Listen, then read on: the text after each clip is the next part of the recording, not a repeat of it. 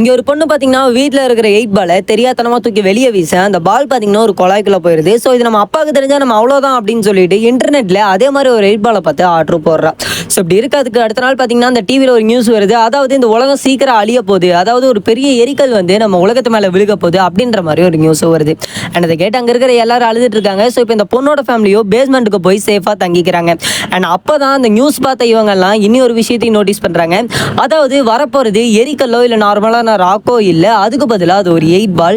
And அந்த 8 பால் சந்தேகப்பட்டு close up பண்ணி பார்க்குறப்ப தான் தெரியுது அந்த 8 பால் பார்த்தீங்கன்னா இந்த பொண்ணு ஆர்டர் போட்டு அதே 8 பால். அது இந்த பொண்ணு அந்த வீடு முழுக்க எல்லாத்துக்கிட்டையும் சொல்கிறா. பட் யாருமே நம்ப ரெடியா இல்லை, அவங்க மாமாவை தவிர. இப்போ அவங்க மாமாவை அதை நம்பி இதை என்ன பண்ணுறது அப்படின்னு தெரியாம உட்காந்துருக்காங்க. அவங்க இமீடியட்டாக அந்த லேப்டாப்பை போய் அந்த ஆர்டரை கேன்சலும் போடுறாங்க. அண்ட் இப்படி இருக்க அந்த பால் பார்த்தீங்கன்னா இப்போ பூமியை வந்து முட்டை கிட்டத்தட்ட 10 நிமிஷம் தான் டைம் இருக்குது. அண்ட் இவங்க கேன்சல் பண்ணதும் பார்த்தீங்கன்னா அந்த பாலும் நின்றுது. பட் ஏதோ ஒரு காரணத்தினால இந்த கம்ப்யூட்டர் சர்க்யூட்டில் ஏதோ ஒரு ப்ராப்ளம் வந்து திரும்பவும் அந்த கம்ப்யூட்டர் சிஸ்டம் பார்த்தீங்கன்னா ரிபூட் ஆயிருது. ஸோ இதனால அந்த பால் பார்த்தீங்கன்னா இப்போ அதே ஸ்பீடில் திரும்பி பூமி மேலே வந்து கடைசியாக அந்த பூமியை அழிஞ்சும் போயிடுது.